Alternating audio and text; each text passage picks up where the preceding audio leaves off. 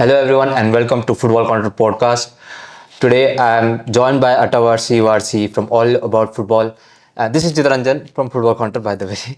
I'll introduce my guest very quickly and then we'll discuss about them more in detail going into this panel in the discussion. To my left is Jimmy and Chris from ProSoccerGlobal. We have got Neil from FCV International Football Academy. I've got Amit Vatsa from Tyger Capital and our own Hitesh Joshi from India Khelo Football. So let's just get dive into this and learn more about them, learn more about IKF and this initiative overall. So starting off, Hitesh, starting from you, can you give us a brief about India Kilo Football, what it does, what is it, and how is it promoting Indian football? Oh, perfect. Yeah, I'll dive deep into it. Thank you for having this amazing panel today. India Khelo Football, I'll just try to have some small background. Why did we form it? And that will give a good perspective about our vision and mission, basically. So, as we know that in India, the grassroots football and professional football, they operate in completely different worlds. And transitioning from grassroots to professional football currently is a huge black hole because there is no structured career pathway. Even at lower level, when you see grassroots football, when we started way back in 2020, some state leagues were only present in 7 states across India. So majority of the central India, the Hindi heartland, the players over there had absolutely no platform to showcase their skills because there is no grassroots leagues which are happening. And if they don't have any platform to showcase their skills, the probability of they getting discovered reduces drastically. So we wanted to do two things basically. First, create a pan-India platform which integrates grassroots football to professional football by creating structured career pathways. And that is what we have been doing. So we started India Kilo Football in 2020. It's a not-for-profit initiative.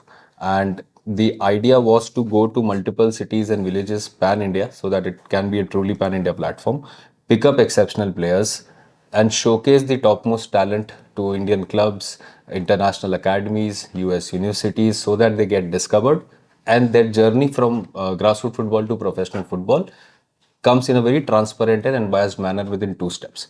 So this is what we have been doing since last 3 years. Our growth with respect to IKF trials has been phenomenal. Our marquee event, it was 17 cities, then 40 cities, then 58, and this season with Tiger Capital support, we are going to 100 cities. It will probably be one of the largest talent hunt in Asia.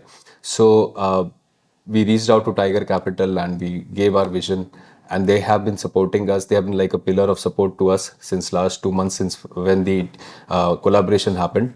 So this season we are going to 100 cities, targeting close to 15 to 20,000 players. And yeah, this has been a very short journey with us. And a lot of ISL I League clubs, they keep on coming to us and pick up talent from our national finals. Yes. So Amit, Tiger Capital is basically into financing role. What made you interested in sports or football specific and push to into supporting IKF in this massive grassroots talent search? See, any enterprise, especially business enterprise, there is a difference between a successful business enterprise and a respected business enterprise. You can be a respected business enterprise only if you create some impact on the social fabric of a country, right? And you can choose your means to do that. It can be art, it can be music, it can be sports. We decided to probably choose sports for it. Now, India primarily dominated by cricket all around, as you know, it's our anthem. Huh? But what is the second best option available to do it if you want to really make an impact?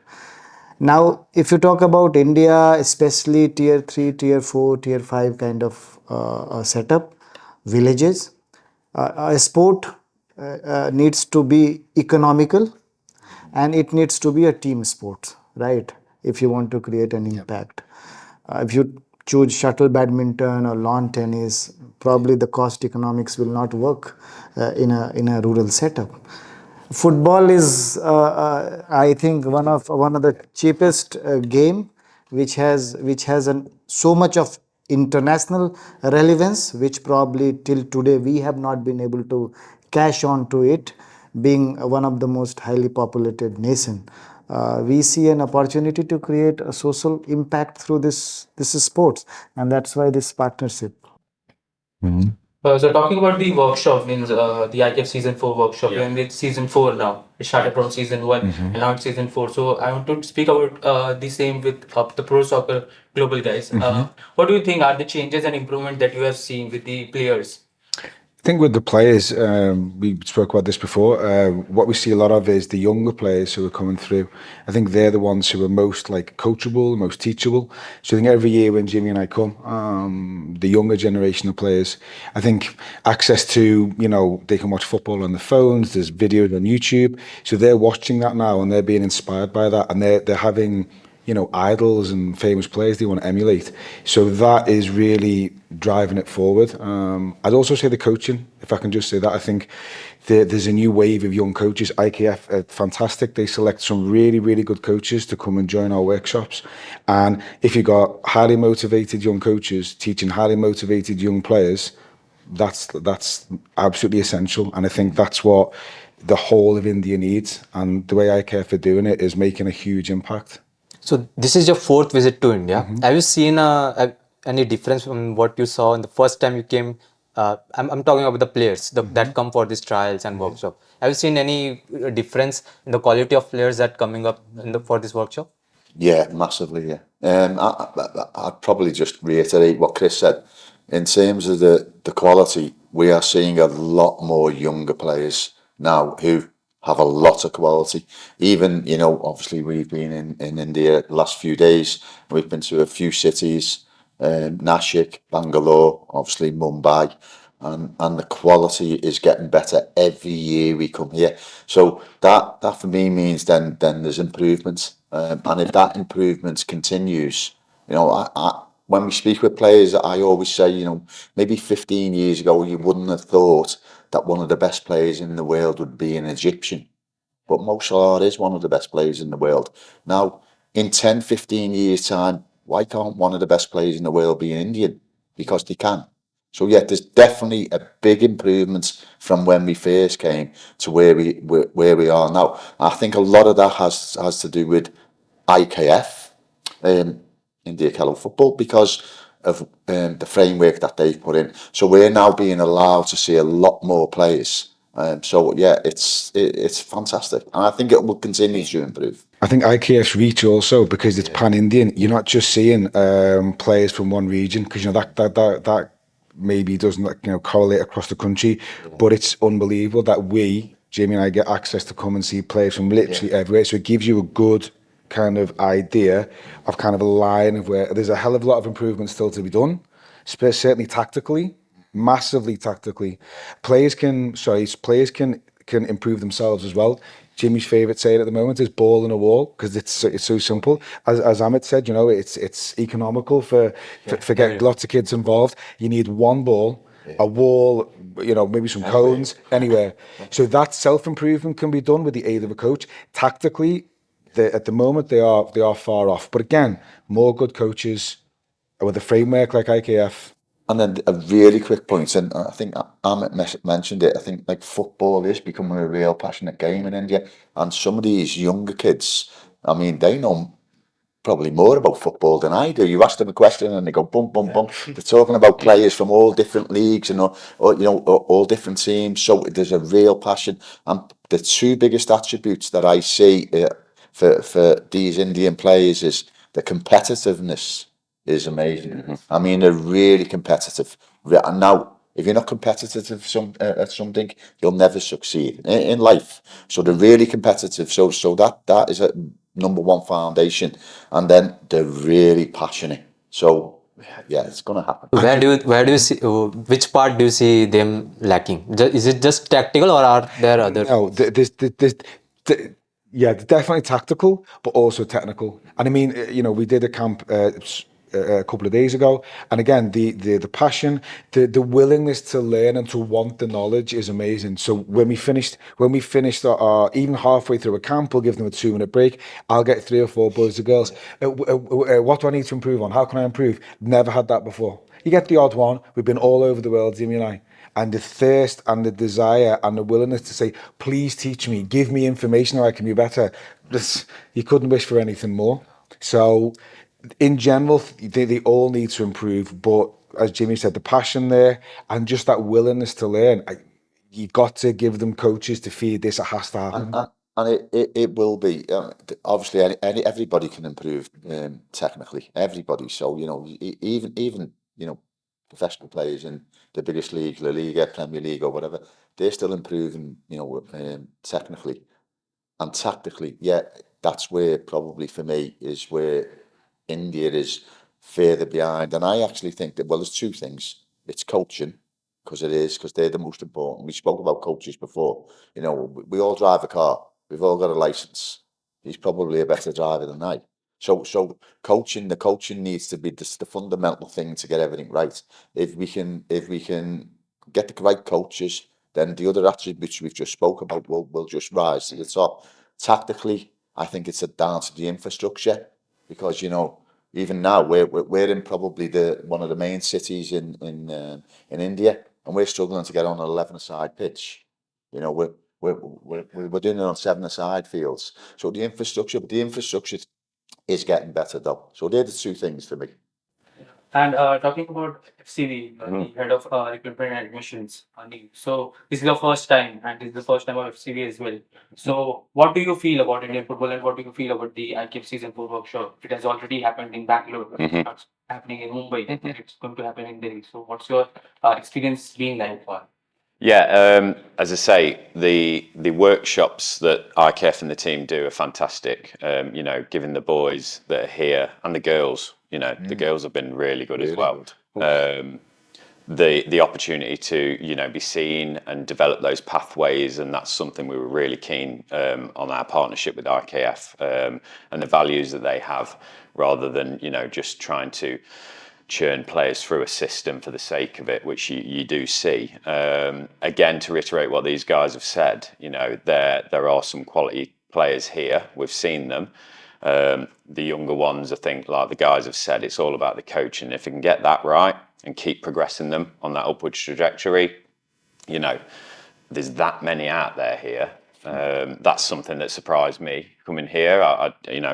Like the guys have said, I thought it was cricket and cricket was the thing, but it's not necessarily the case. We've been other places around the world where you think football's not the number one sport, but for the young people nowadays, it seems to be the number one sport of choice, probably because of social media and easy access of watching it. But yeah, in terms of the age ranges and the players that we've seen, I think for some of them, they've only just started playing the game, even at the age of 14, which you don't generally get in the UK.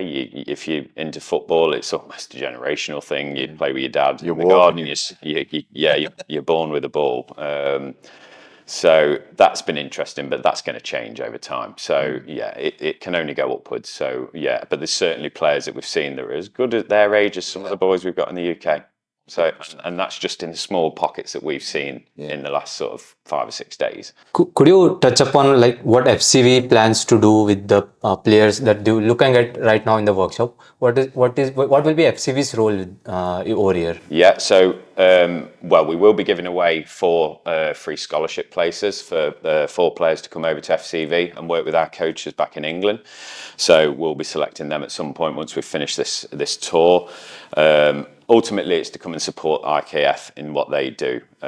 We're very particular about who we partner with around the world. You do have to be careful in this industry, and that's something I've been talking to a lot of the parents about in terms of making the right choices. And we'll only work with the people that, like ProSoccerGlobal and IKF, that are doing it for the right reasons rather than the wrong reasons and exploiting people.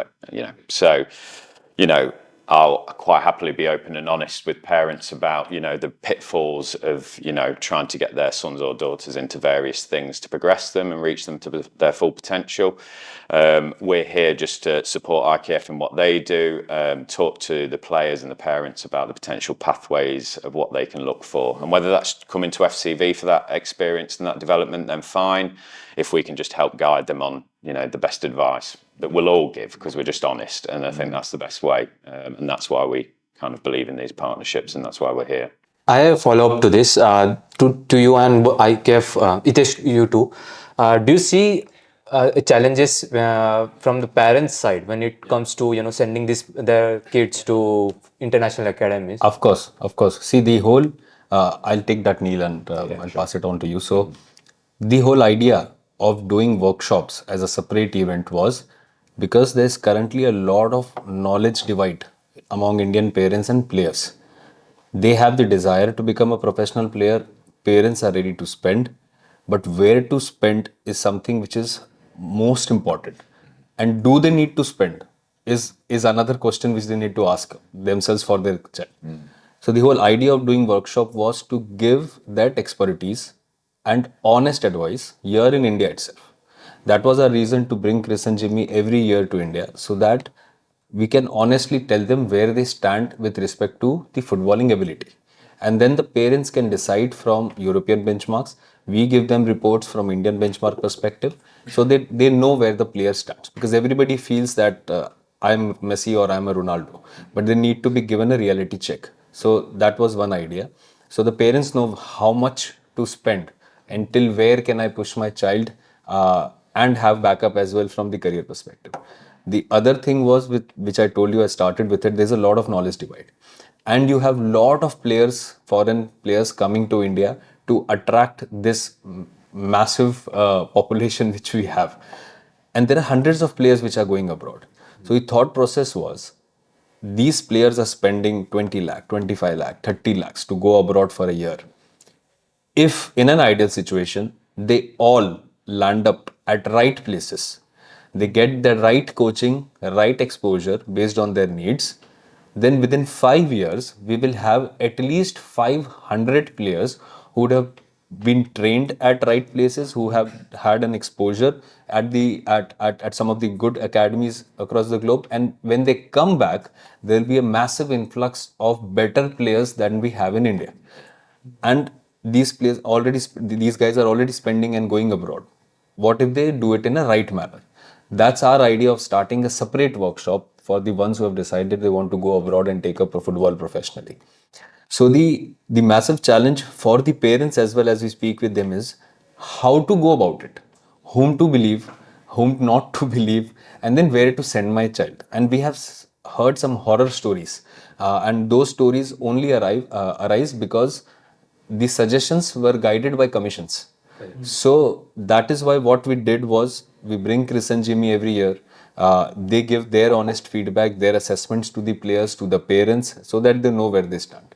We give their reports from Indian benchmark perspective, and we make them interact with honest academies from across the globe like FCV, so that they get to know what is there for them over there, and we guide them where they need to go. So we created this network of international academies whom we do a little bit of background check, and we know they will deliver what they say. They will be honest and they won't cheat the parents just for the money.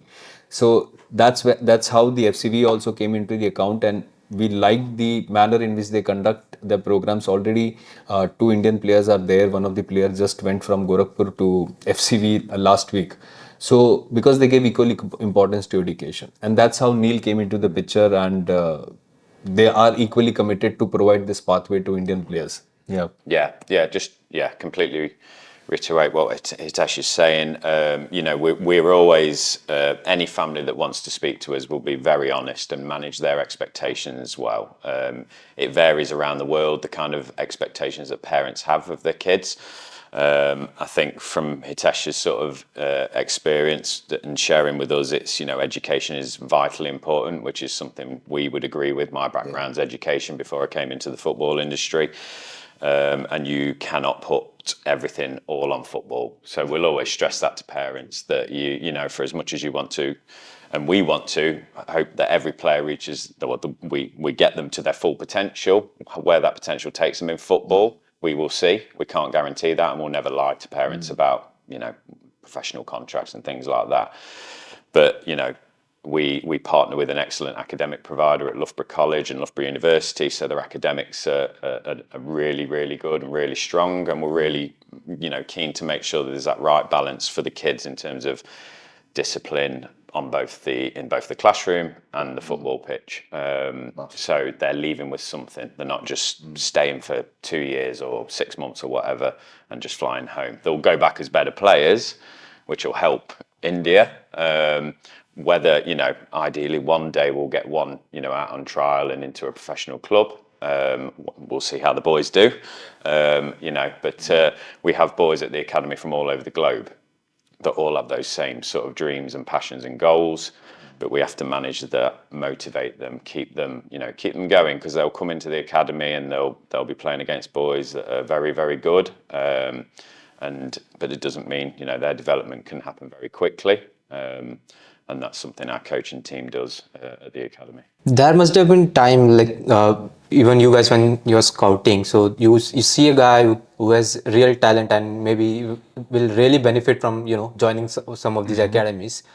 So, but do you go about convincing him to try and join, or it's up to the parents? Or how do you go about that part? Like maybe sometimes the parents show unwillingness to send their kid abroad because it's at the end of the day they're sending their child to a foreign land. Yeah. So it must be a challenge to convince them, right? Yeah, maybe I'm best placed because I deal with this. I mean, yes, from my experience, if I was to send my kid abroad, I'd be very, very worried. And so we at FCV take that we like to think of it as home when they get here, but obviously for young players coming in, it's going to be a very daunting experience. So we take player welfare very seriously.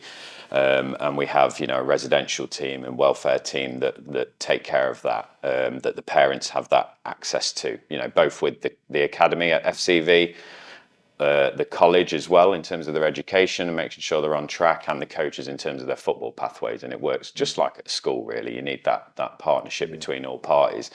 So yeah, making sure when they do come in, that they can settle in as quickly as possible. When we take that very seriously, it's not just what happens out on the field and at college, it's they live with us. So, we have 30 different nationalities at the academy. And it's amazing in many ways in terms of they're all mixing and making friends that, from around the world, but it's very daunting at the same time. So it's making sure they can settle in as quickly as possible so they can carry on with their journey and their development, both, on the field and in the classroom. Yeah, coming back to Hitesh. Yeah. Coming back to Hitesh, you were speaking about the trials and the workshops during the introduction. Yeah. So can you just let the viewers know what is the difference between the trials and the workshop? Yeah. Thank you for asking that. Yeah. So these two events are completely separate. So our IKF trials are Pan-India Talent Hunt, where we go to multiple cities. This season, it's Tyger IKF trials. So this season it's Tyger IKF trials, where under which we are going to 100 cities, where we pick up best of the talent. There is further filtration at zonal level, and then we showcase top 150 to 180 players specifically to ISL, I-League clubs and topmost academies in India.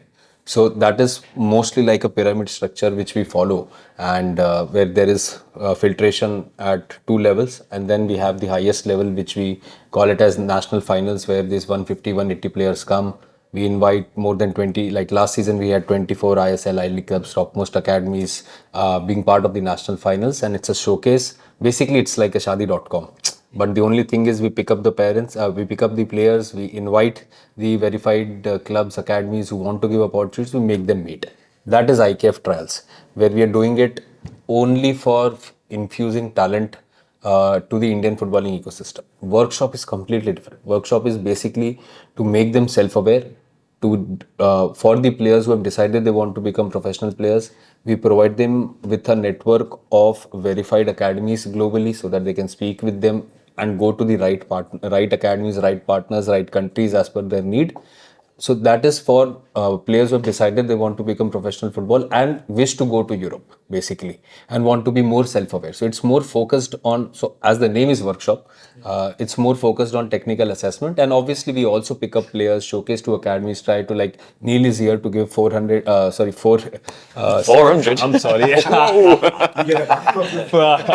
I'll be in trouble. 4 scholarships to Indian players. So that is what the academies come to do. So this is what the difference is over here. Yeah. So Amit, I would like to ask you right here, as Tiger Capital is not traditionally into sports, how do you see your vision, Tiger Capital's vision, aligning with IKF's vision? and how do you go? I mean, what's your access? What's your meaning with this partnership? See, any partnership, you need to have alignment of vision on the top, right? Uh, Probably two institution in two different field. Your means can be different, but somewhere at the top you need to have been doing something similar, right? Now, as a lending institution, what do? We have a niche.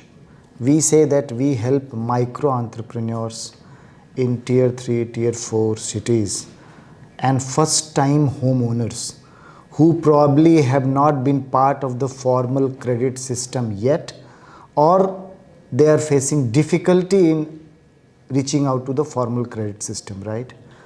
So we help farmer, we help a shopkeeper, we help a first time home owners to fulfill their aspiration. What IKF is doing, more or less similar thing. They are also trying to bridge the opportunity divide, what they say, right? The rural, semi-urban, young talent who have the talent in them, but probably they are looking out for a right platform to showcase those talent and have a similar kind of opportunity to probably make a career out of this sport called football.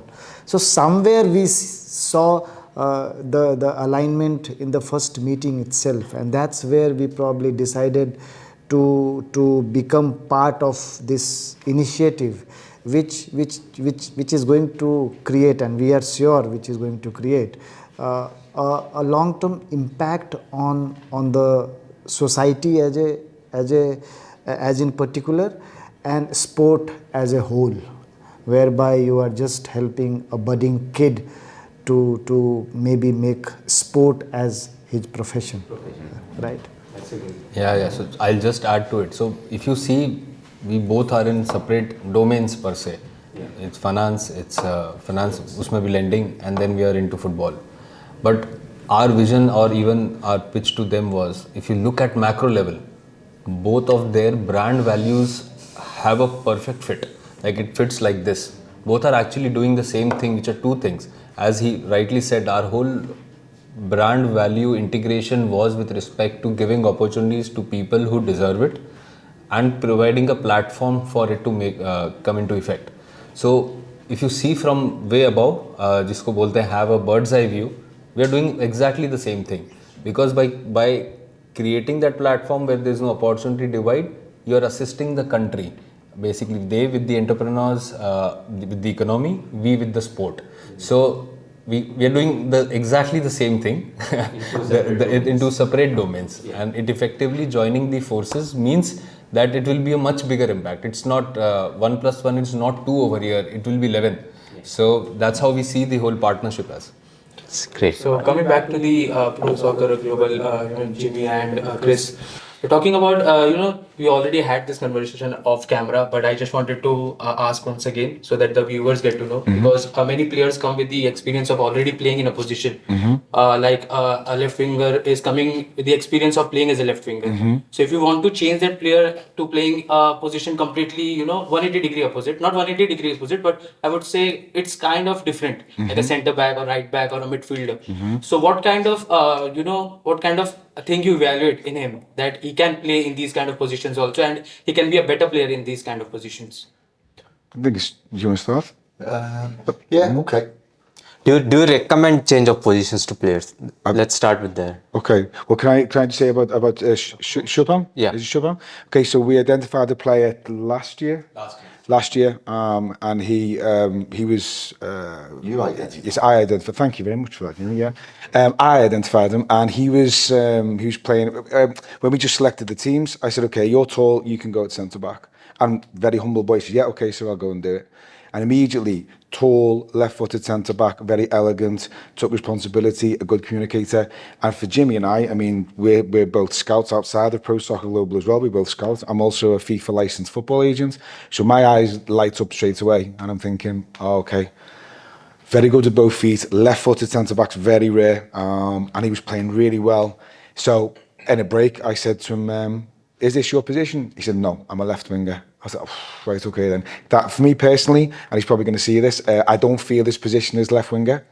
And I'm going to speak to him next time I see him. And I said to him, play centre-back. And he said to me, oh, can I switch? I said, no, you're going to play centre-back.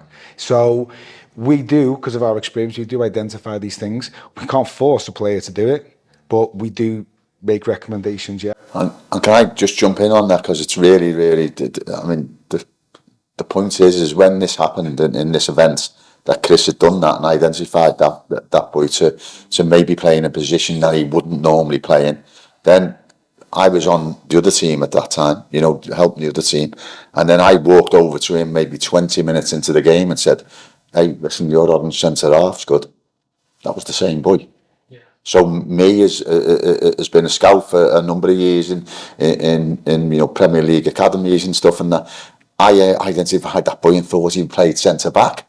Didn't know that Chris had asked that boy to play centre back when actually he was a winger. So it just shows you that in these events that happens a lot, because like I mentioned about the infrastructure, we are then saying to all the kids, listen, you're going to be playing in multiple positions. We're going to ask you if you're a fullback, we'll let you play there for a while, then you're going to move into midfield, or you may play striker and you may go from striker to centre back. So we like to see that, because we may identify something different in that position than the one that they've played. Can I just add a little bit to that? Yeah, sure. So, like, obviously, when we did, I think only a couple of days ago, we did one of the workshops, and there was maybe, I'd say, 30 boys there and girls. And when we looked at the list, the registration list, there was probably, I don't know, 25 strikers and 2 centre backs. And we understand, because, you know, everyone wants to be a Messi or whatever, yeah. So we understand that. But then that's our job, to be honest, and also use our you know, abilities and our experience. Say, well, actually, you try there, and then look, we're not the boys' parents. You know, they're individuals. They have their own mindset. We would just hope they take our advice on board and at least consider it. Yeah. And that is that. Hey, listen, that's not just in India, by the way. That's a universal thing. Everybody wants to be the striker who scores the goals. Everybody wants to be Tendulkar or Brimmer. You know, that's natural. So. I think it happens. Sorry, Chris. I had a conversation with a couple of parents and players, and they asked, on top of that, do strikers, goal scorers, only get recognised at these kind of events?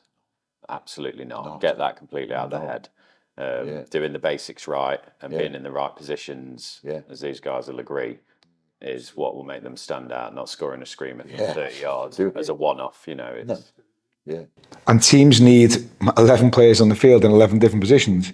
It's not 11 strikers. Yeah. So there's actually more opportunity if a player can even identify himself or take on board advice from experienced scouts. At the end of the day, it's a team game. Right? Exactly. Exactly. I just wanted to add that in the Bangalore workshop that has happened recently, you are praising a goalkeeper. I saw the Instagram post. Yes, yeah.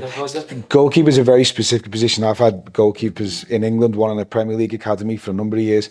And it is that specific position. And, you know, we very quickly, Jimmy and I both, we identified that player as having a lot of potential. And he had, you know, you really need to analyse a player over a number of full games, etc. But on that day, on that performance, he had, you know, really good attributes. And one of the biggest ones I'll say, which we see, and a lot of these things are not just like India problems; they're global.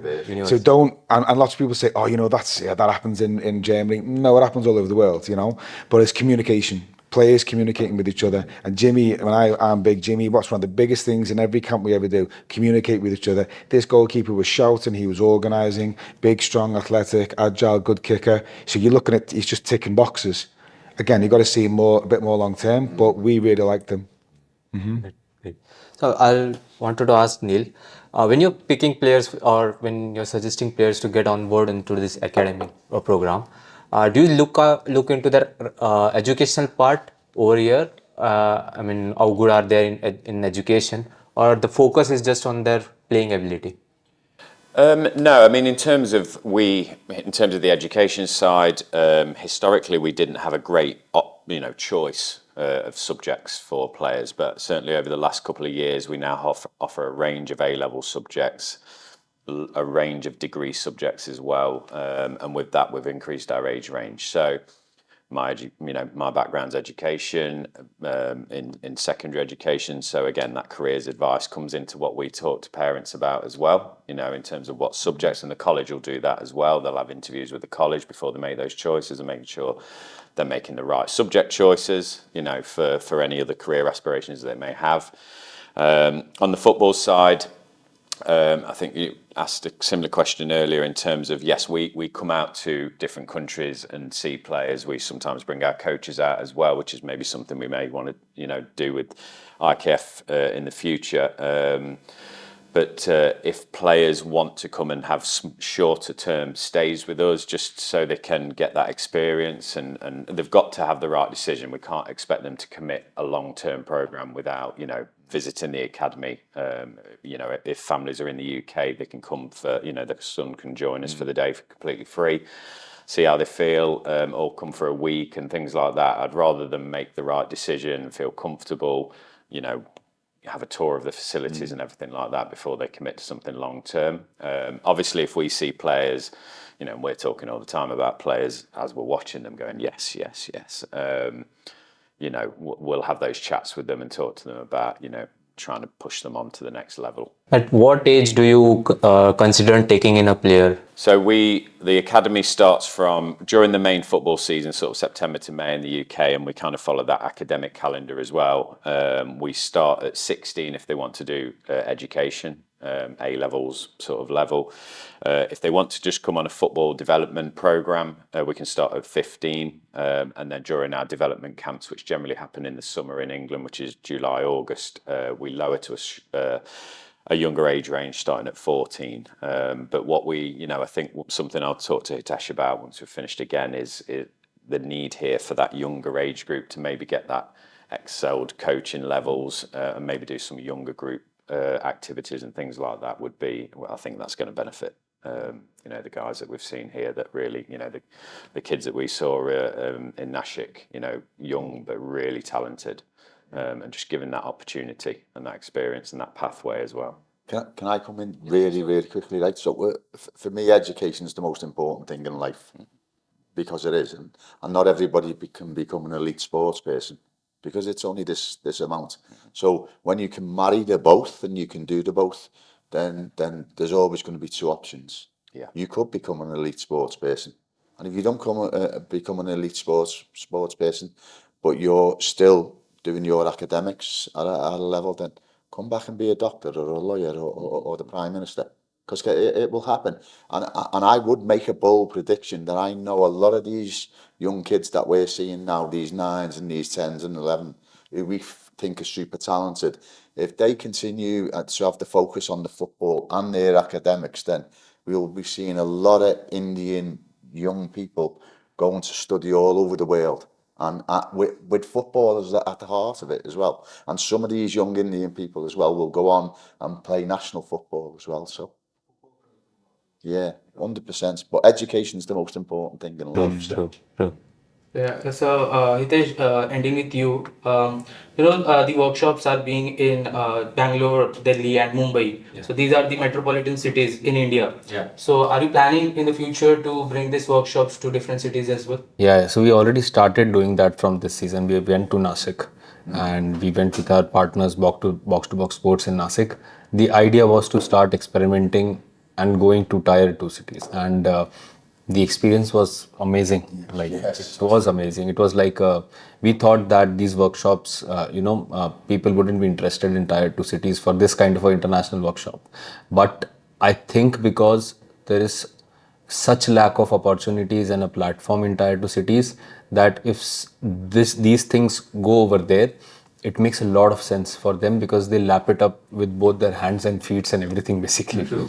So we went to Nashik, and you wouldn't believe, I think within a span of 5 days, there were more than 100 kids who registered for the workshop, and they turned up with the parents. The parents sat through, and the good thing about tier 2 cities in India is infrastructure is there.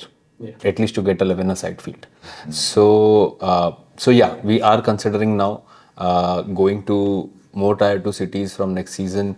We'll try to convince Chris and Jimmy to come for a longer period.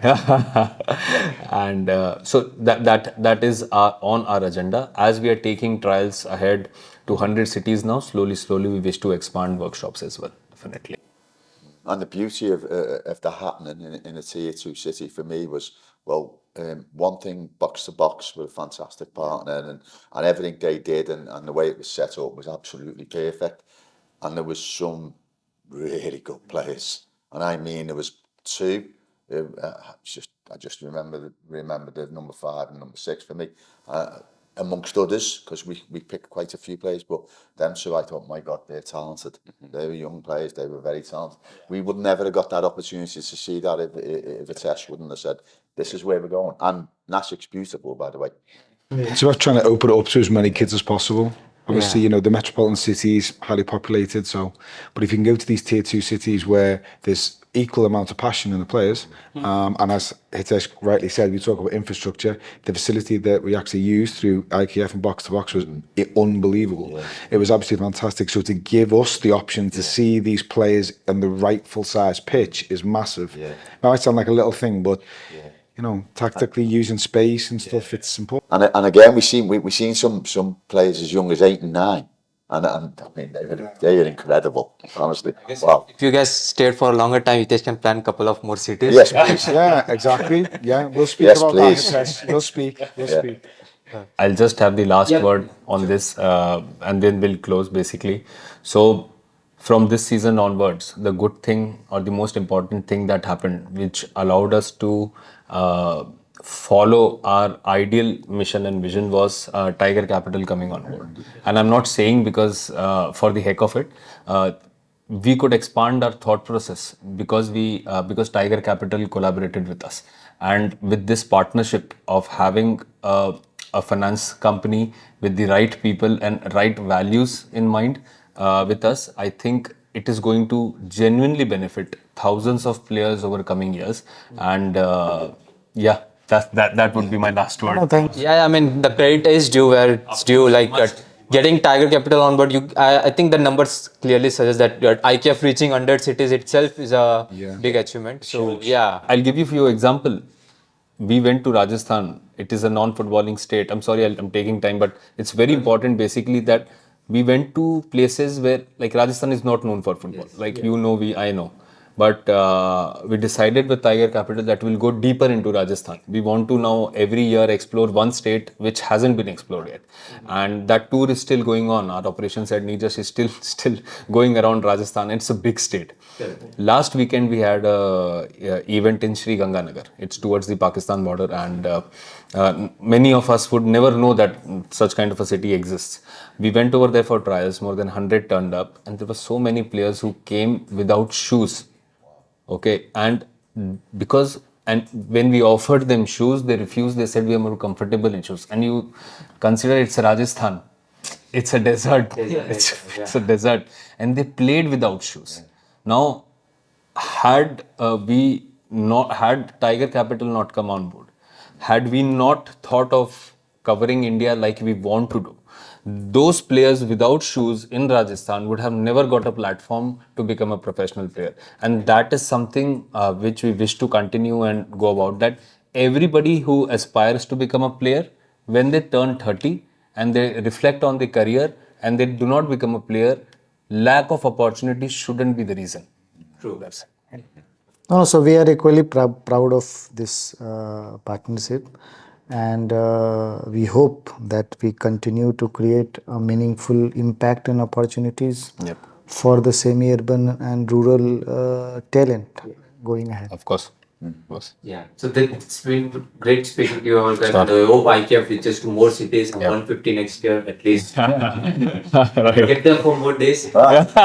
Please. Truly. So thank you for speaking with us, and it's been a great time. Spent the last 30-40 minutes. I guess it's an hour now. So I guess that's a wrap up. Yeah. Thank you. Thank you so much. Thank you. Thank you. Thanks, guys.